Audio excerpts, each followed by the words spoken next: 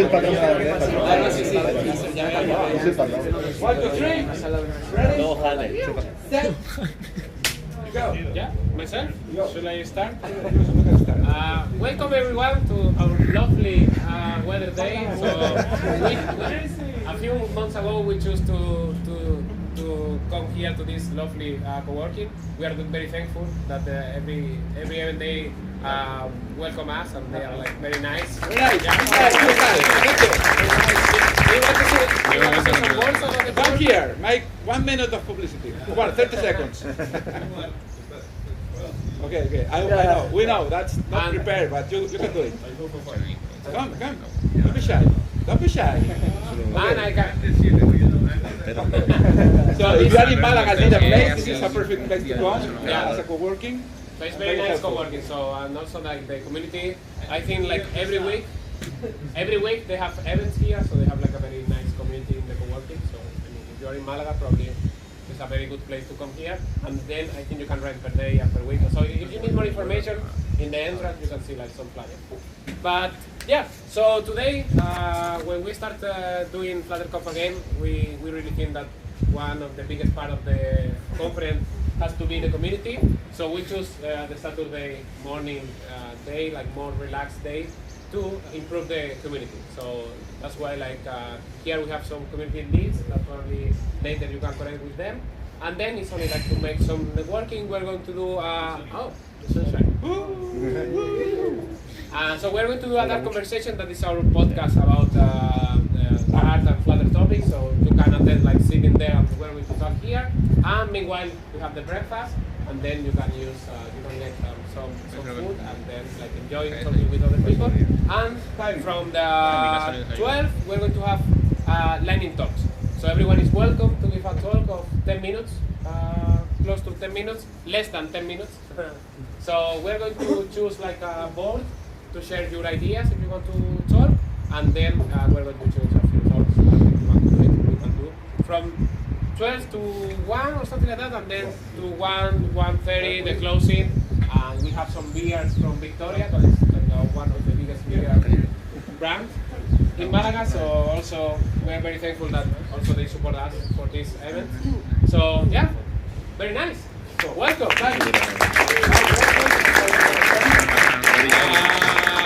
The conversation on the breakfast is going to be 40 minutes. So the people now, 15 minutes? Yeah, 15, 20. 20. Come on, guys. I almost wanted your food to bring. Nobody else has a best price. 20 on 3, 20 on 2. Around 20-ish, I would Say say. anything about swag for them. We have more swag, so we have the same as yesterday. So if you post content and you tag us, you're going to receive some very cool swag. Glasses, probably you will not need it today. Yeah. So maybe I'm going to share the slides very quickly. So it's in Spanish, but I think they're from Spain. So yeah, if you post some content tagging us, you can win some cool swag that we have from yesterday. But like we want to say that focus on the networking. You have the names. So in the color. Yeah. People still gonna catch the color. We had previously the colors. Basically, blue is I'm fine, I have a work, or I don't want to work, but I'm fine. Green is I open to work, and the orange one are hiring. Well, I don't know which is like. For us, it's like for the colors. Yeah, and also like we have the QR code for our Discord channel. So if you want to join our community online event where we post the events and when we do some online events, so that you can connect with us. So guys, It says 20, but it will be 30 minutes. Because Yeah. we have plenty of food. 30 minutes, go there, have breakfast, and come back, and we will do that conversation. Yeah, only two things about the breakfast. The first one is for Málaga people, we have like more the silver plate. It's not a plate, but the silver plate because they are not from Málaga. They are like normal sweets. And for people outside of Málaga, we have like the paper, the white paper that is like more traditional sweets of Málaga. So maybe if you're outside of Málaga or Spain, probably you will like to try the Málaga ones first, and then another one is like more regular sweets. They're very nice. And then if you have any allergy or something like that, let me know. We don't have vegan option, we have vegetarian option, but not vegan because it's very hard to find desserts completely vegan. So if you are vegan, let me know and maybe we can find some solution. And we have like some coffee, some water, juices. Yeah, that's it. Go So for it. enjoy, guys.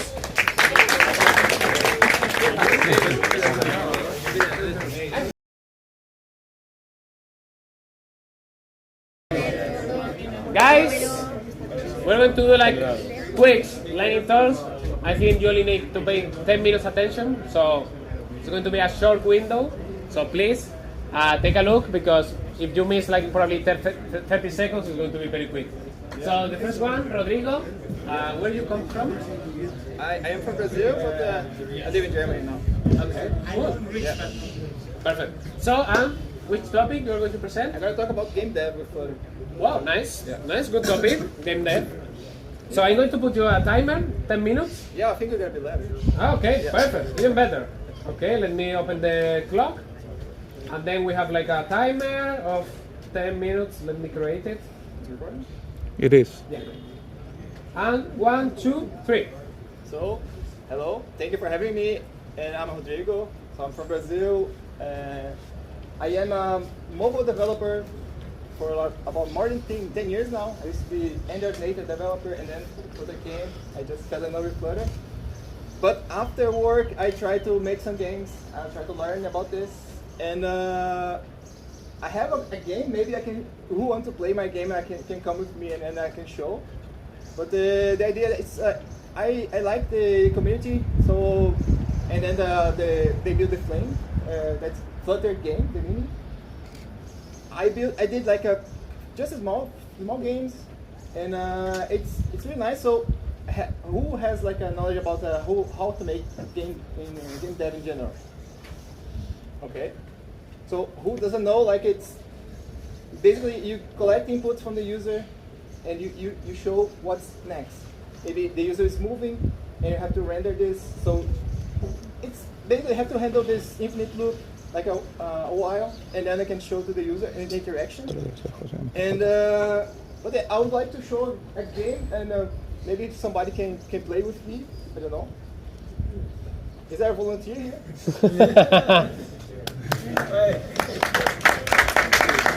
So, you cannot see, but maybe who is curious can take a look. So it's like It's a puzzle.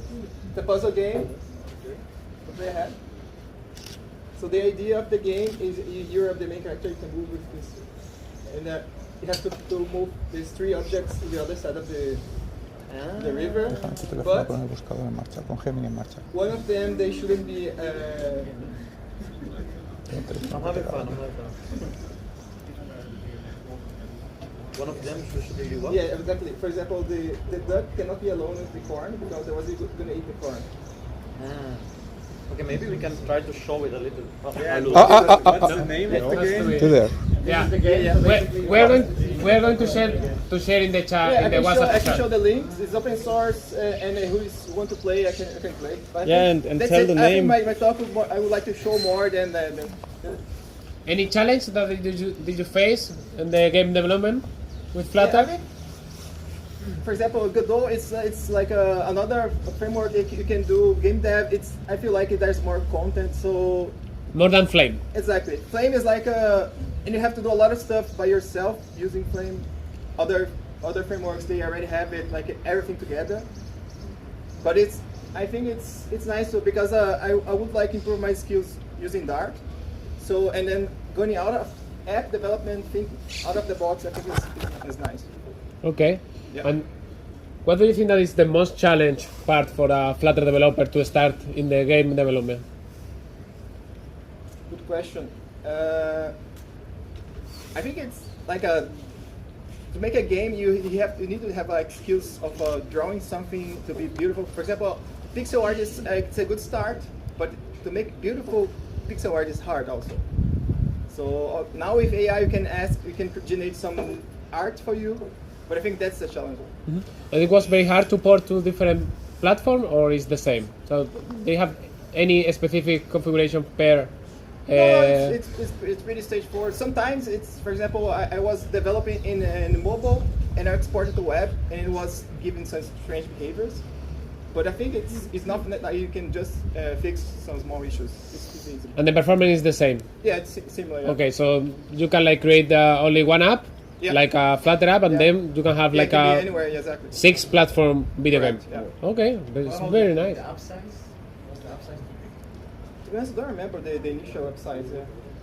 But yeah, it's I don't. Was it a bullet, for example, for the Apple Store or Play Store?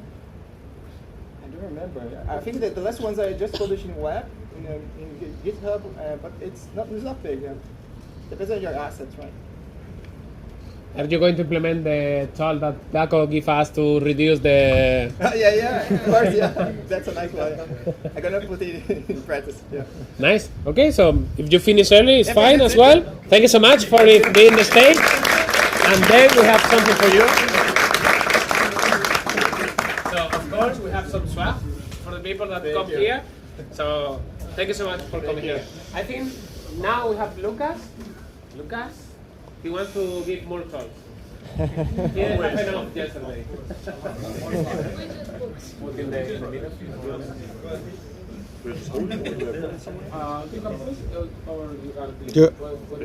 Lucas, just this.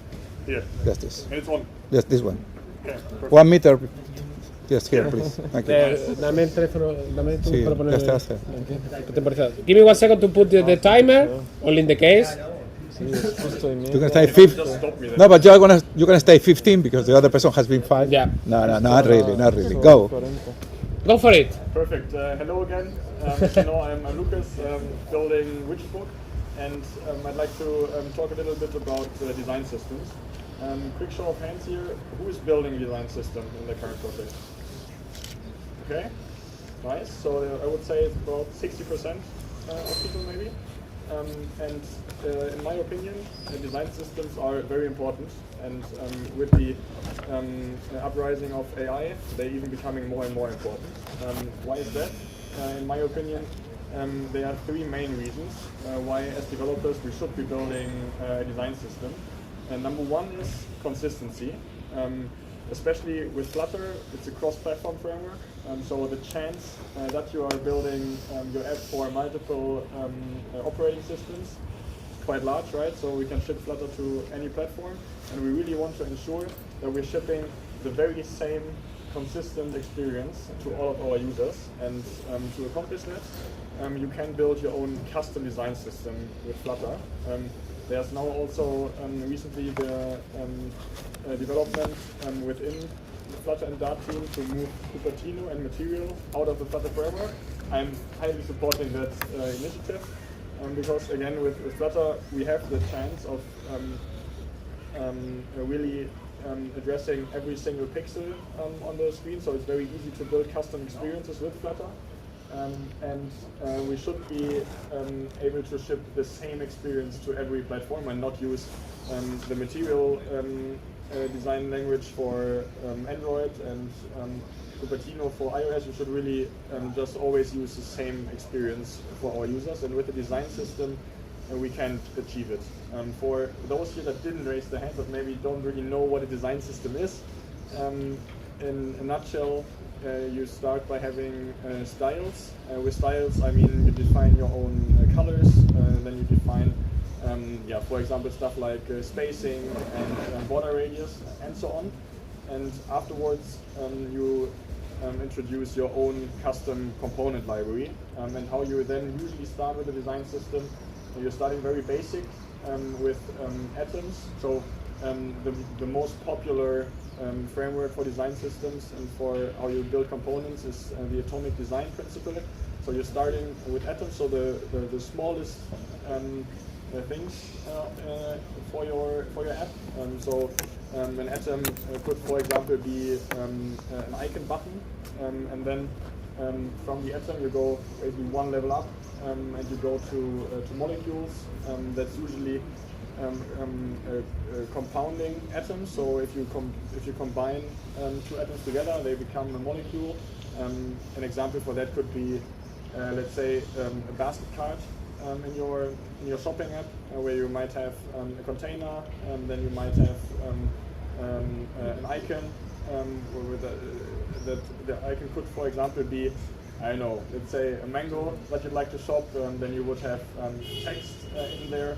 That could be the price of the mango. So basically, multiple atoms come together to one molecule, and then you would have organisms, and there would be another larger entity until you finally come to an entire page or even an entire feature. With that, we're coming to the second benefit that you have with a design system. So the first is consistency that you then achieve across all platforms. The second is reusability, and that is especially true for components that you're defining. So when you are defining a component, you can easily reuse it in your app.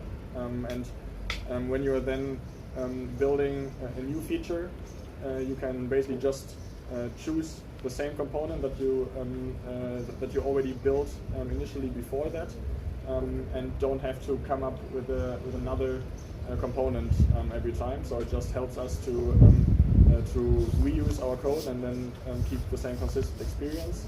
And with that, we're coming to the third benefit, and that is maintainability.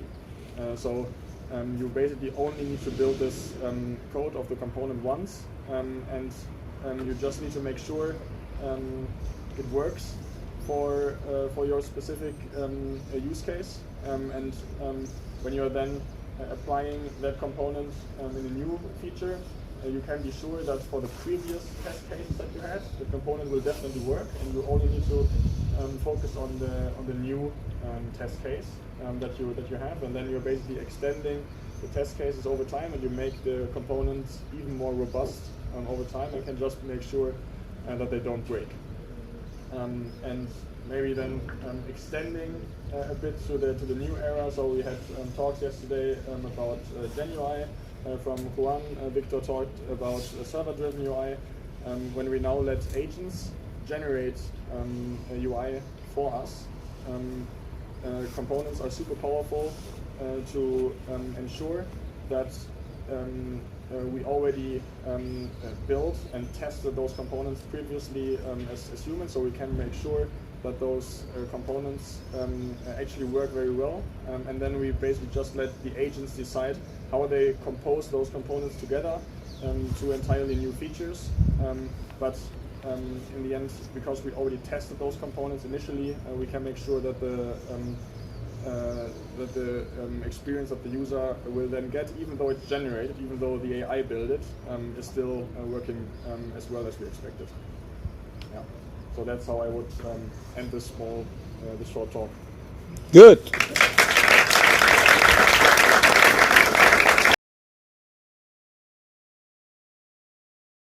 Hello everyone. You're 10 minutes. Come on, I have till 1 because No. 10 minutes. Okay. And now you have 9:15. Yeah, I'm trying to make it really interesting. So if you got bored, let me know. So I'm gonna discuss about something that we just faced in our company. I'm gonna make the talk in 3 chapters: the problem, the solution, and the resolution, I would say. I'm just making the titles right now. So the problem, the overall thing, I want to just give you the context so you understand what was the case. We are working in a company which is making smart locks. I guess many of you talked with me and you know about this, or my colleagues. What we have as a product, which is a very complex product on Flutter, is an intercom system.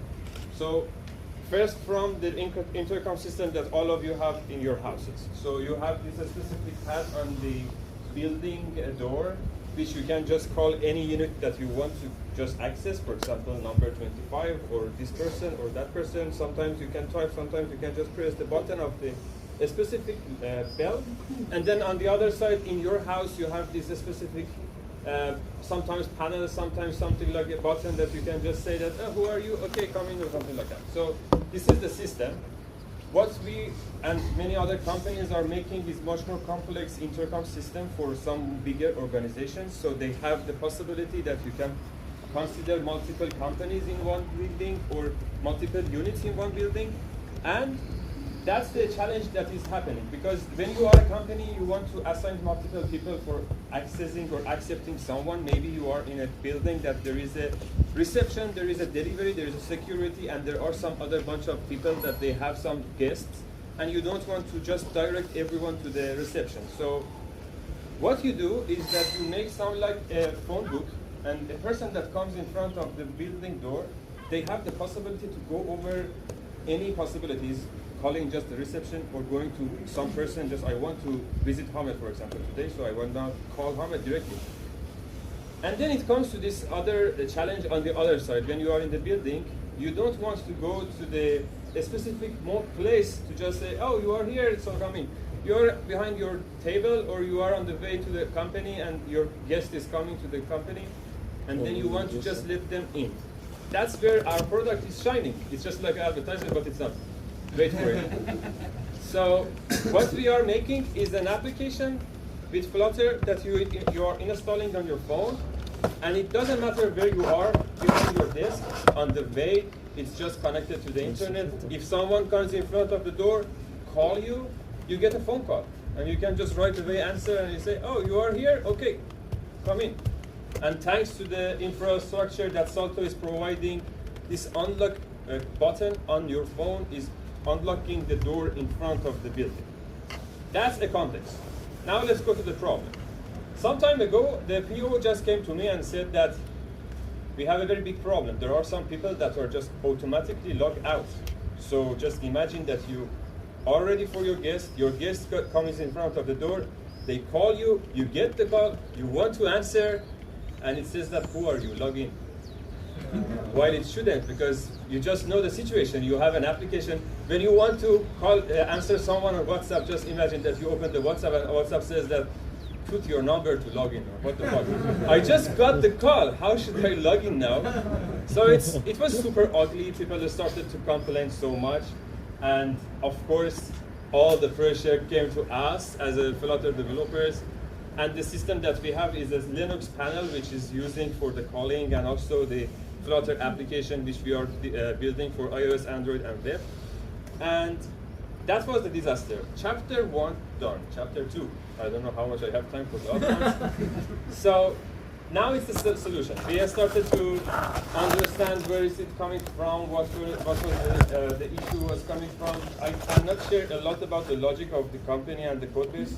Of course, the NDA should be respected, but I can just give a hint that what is happening in the background. So it's also very common with different applications. So we have a logic for understanding authorization of the user. So when you are opening the app, you should understand if you have a token, so it can continue with working and communicating with the server.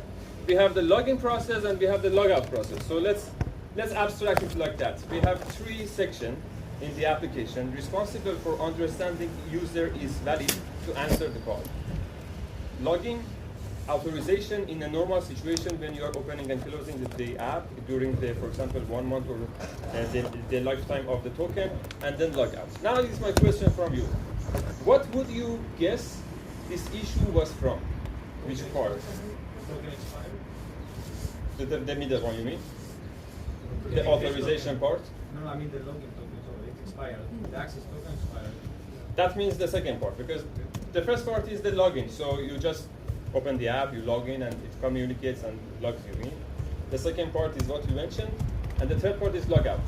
When you want to just clear everything and you just say to the app that I'm just done, so someone else can just log in.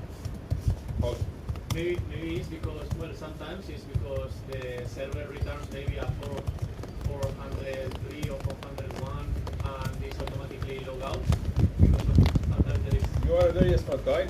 That's something that was related, but it's not. It wasn't the source of this problem, but it was also a problem. So we discovered that as well. That's why I'm saying that you already pointed out to something that was hidden for us even after this issue. Any other guess? Maybe cache removal. Something when we save our token in the cache, that would be also the middle one, the normal process of caching and loading and understanding if token is valid or something or not. That's the funny part, and I was expected that many of you mentioned the second part, which just makes sense.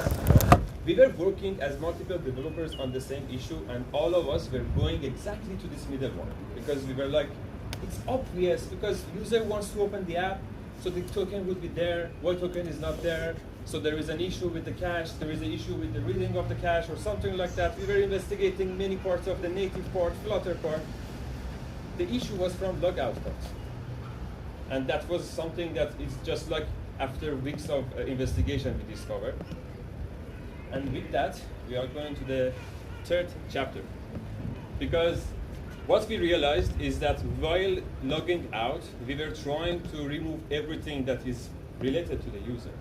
And one of the things that we are using was Flutter Secure Storage, which is a package, I guess many of you know it, just for preparing the communication with the secure situations of the native parts, like keychain on the iOS and the related things on the Android. And that usually takes longer time for reading and writing, specifically clearing, because it just needs to send the request to the native part. The native part also starts to unlocking the secure parts and does it the stuff. So it's not so much intuitive and fast like the normal local storage read and write or file read and write. And in the code base that we had, this specific line for clearing the secure storage was not awaited. So I guess you know the rest of the history.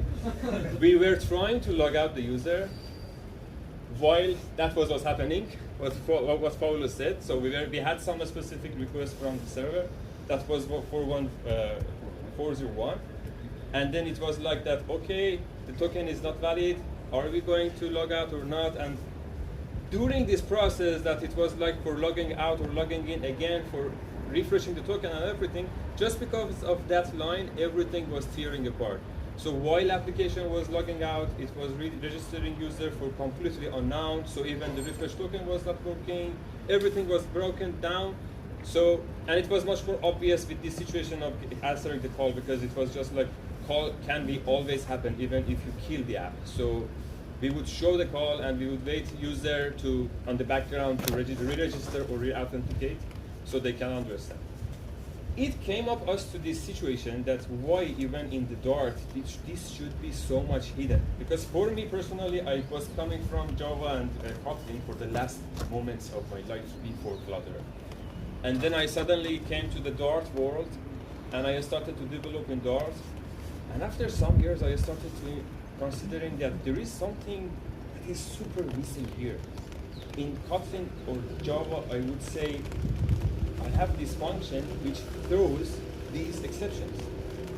And whenever I was using this specific function, it would exactly warning me with the linter that you were not cached these specific exceptions that are coming from this function. Are you aware of it?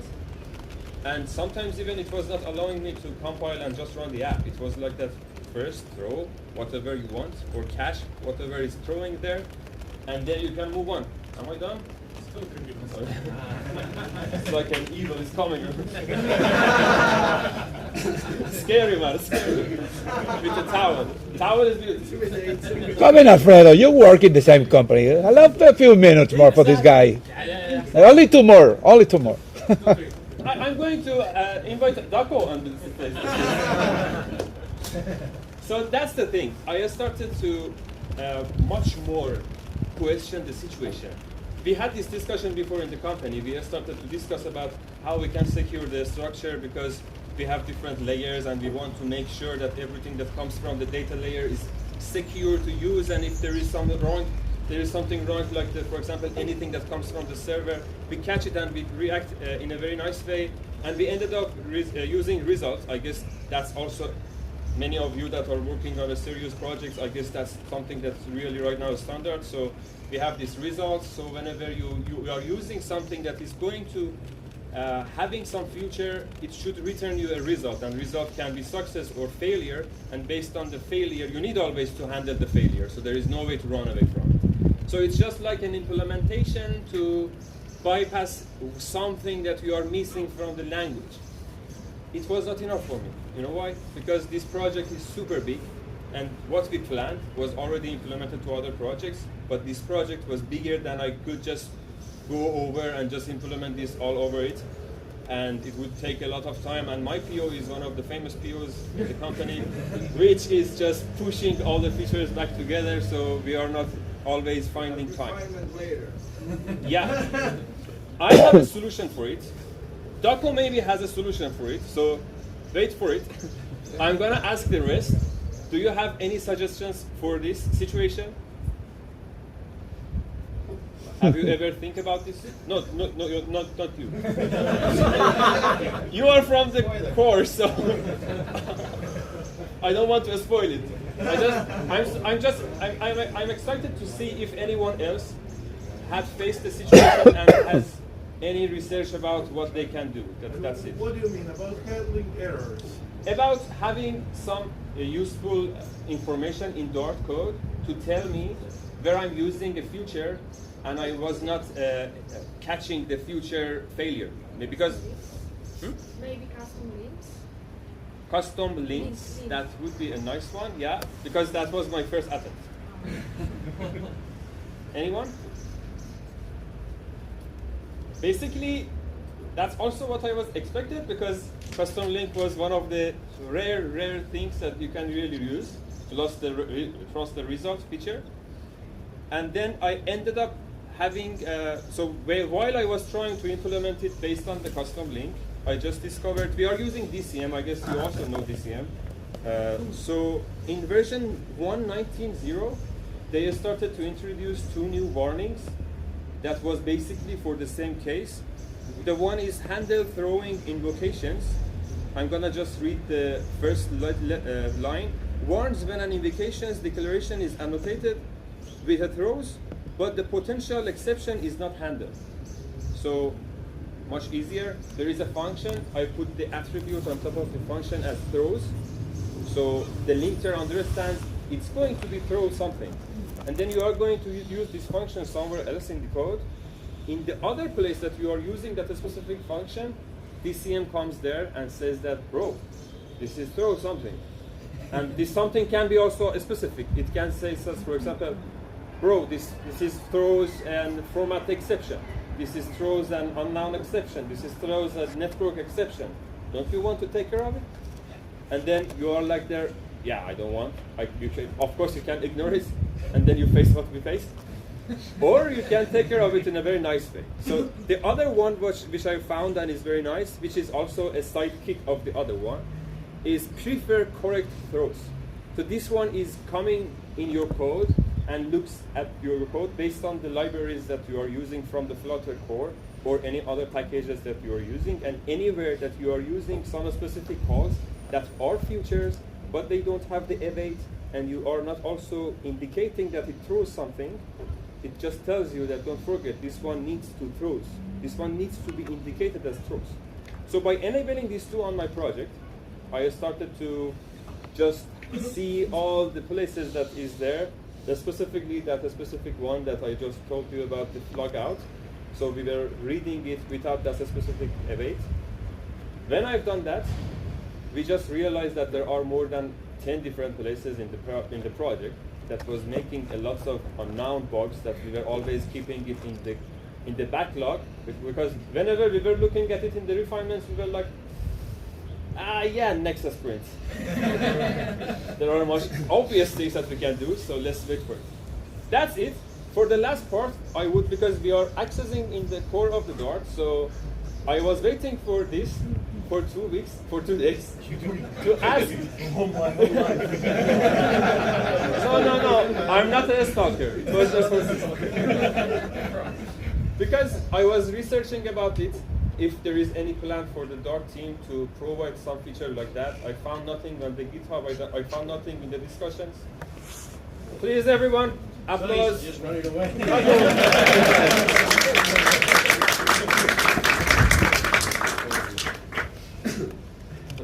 Hello. Are you going to? You came in a way that you want to. What's up and what's down? I'm gonna get back whatever I say. Perfect. So yes, we've got analyzer plugins now, which is a thing. So we used to have like this custom range package. There was some issues with it, and it was built in the old analyzer API. I think one Dart release ago we released analyzer plugins. So this is like a new API. You can write plugins for the analyzer, and they should run perfectly in your project. I tried it. I ran into some issues. If you try it and you run into issues, you just file issues on GitHub. I think that's like a meta comment that I have about everything. Like the Dart team and the Flutter team is not far away. We're on GitHub, and if you want to make sure that something happens, you file an issue on GitHub and you tell all your friends to upload it. That's how prioritization works. So if you want a faster analyzer, please file an issue and let everyone upload it. And put it to Discord channel to help people account. That would be a good. And then everyone can upload it. I'm gonna get 50 likes from now. The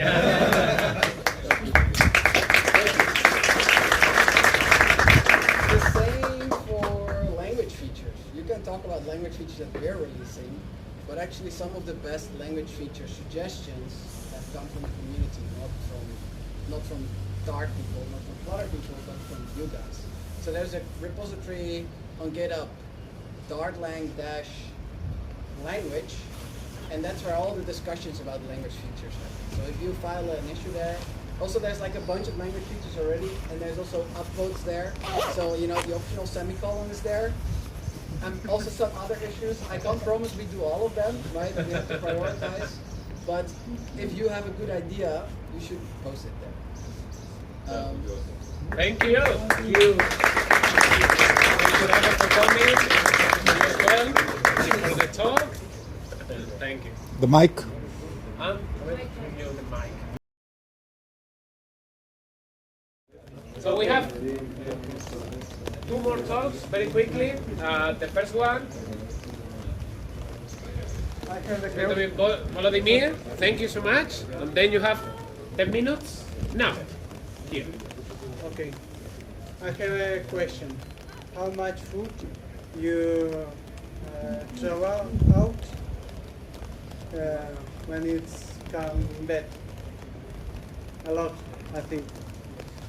I had the idea to implement the Gemini API, the agentic app, to make the app of controlling your food stock in your fridge and your kitchen. And that's app you can control the food, and with food you have on your fridge, generate the menu. It's pretty else that is.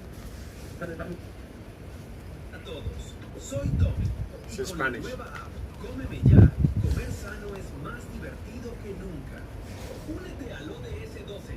Con Cómeme Ya, frenamos el desperdicio, salvas el planeta y también tu bolsillo. Cero comida a la basura. Mira tus estadísticas. Los informes te muestran cuánta comida y dinero ahorras cada semana. Ser un héroe saludable es facilísimo. ¿Tienes un arcón o una despensa secreta? Crea tus propios almacenes y categorías. Cómeme Ya se adapta a tu cocina, no al revés. No sufras pensando qué cocinar. Mi generador de recetas mágicas crea platos deliciosos con lo que ya tienes. Ahorra tiempo y come como un rey. Y olvídate de tener buena memoria. Yo mismo te gritaré desde la aplicación cuando sea el momento exacto de cocinar ese brócoli. Un gusto compartir mis secretos con vosotros. Tomen agüita. Very nice. Yeah.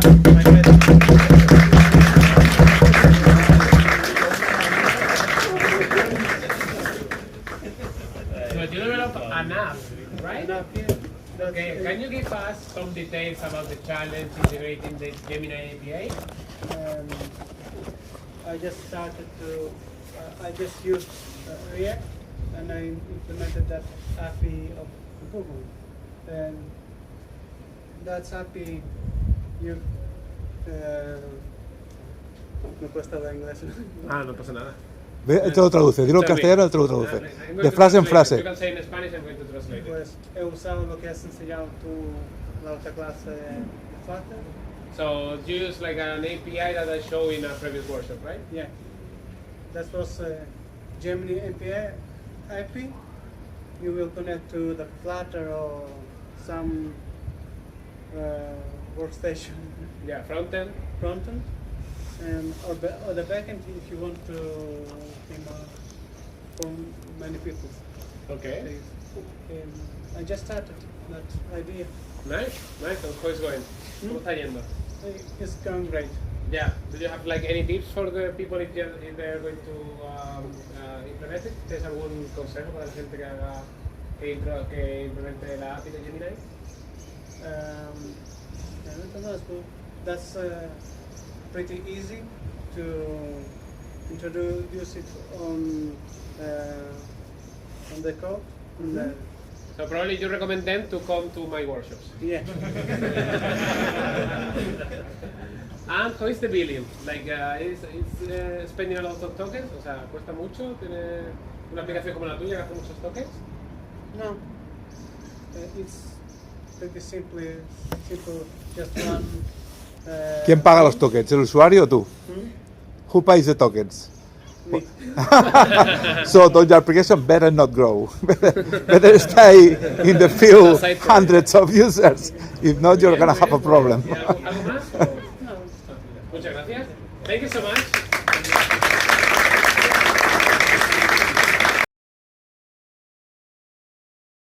Ready? So we're going to do in Spanish and then we'll try to translate Tira para atrás. with my English that is not Alfredo. Entonces estamos haciendo una aplicación para ayudar a las empresas con su trabajo, su factura, su agenda y todo. So they are creating like an app to help business to invoice, the tracker, everything. Exacto. Y entonces aparte de report, tenemos un report a la minuto, entonces puede tener todo lo que he hecho en el trabajo directamente enviado por email a tu cliente para decirle lo que ha hecho a su casa o al trabajo que debes hacer. So they are reporting every minute, sending emails to the client to share with them like what is happening. Entonces Flutter ayuda que puede ser en todas las plataformas. Entonces en su móvil, en su tablet, en el ordenador por el management, todo se puede hacer en Flutter. Multi-platform with Flutter. Entonces cuando escribe en tu trabajo con el móvil, no escribe todo bien para informar a tu cliente y tenemos una información de cómo usamos la IA para ayudar a tener una buena forma de tu texto. So the problem that they are solving is like it's very hard to find or to fill everything, and they are using AI to help with this instruction to fill all the information. Tu empleador escribe como puede y luego usamos la IA para mejorar las presentaciones. So the employer wrote everything, and the AI helps to correct the data. Y aquí tenemos cómo se escribe en el empleador y aquí está corregido por la IA. So this like in the left you have probably they cannot see very well, but maybe we can show later. In the left they are going probably to write quickly because they are working, and in the right they have like the correct form or the helping form from the AI. Y lo que está bien es que puede también hacer con el audio, puede decirle a tu móvil lo que ha hecho y luego viene con toda la forma bien para un documento. Oh, so they can use also the voice to fulfill all the information, and then the AI is going to fill all the details in a correct way of some legal documents, I guess. Y luego and then they create this report. Luego salimos el report con tus colores, tu logo, que todo viene como necesito para tu empresa. And everything is like fulfilled with the current form for your company, with the invoice or the report. Y eso ready para mandar por email. It's ready to send by mail. Gracias a Flutter para tener una herramienta dentro de las manos del empleador hasta el management. So they can use the same code base for the employer that is reading the mails, the client that will receive the final result, and also the worker that is using the mobile app probably to send the information. Eso. Cool. Yeah. This is very nice.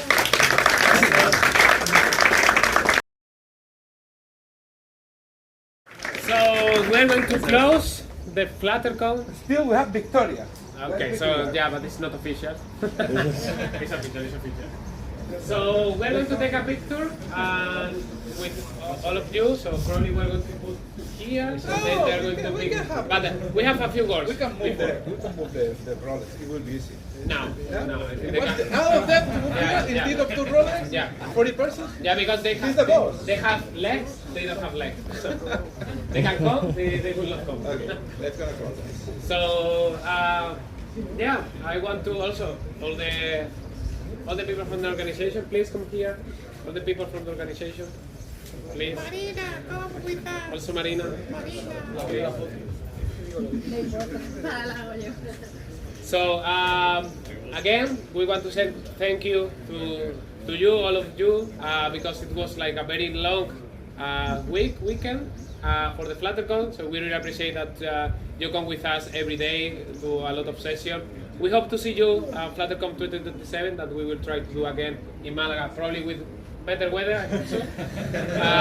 But yeah, thank you so much. I really want that you appreciated the event and also share with your friends. Let us know and connect online if you want to give some talks with us, if you want to prepare some events in your country or in your city, we can help with this. And then yeah, we want to increase the community. I don't know what to say. I'm exhausted. Nothing else. I think everything has been said. Thank you for coming, and not for the weather, but for coming. This is it. Thank you, everyone. Now with Matthias, Come here. Come here. Be safe. Come here.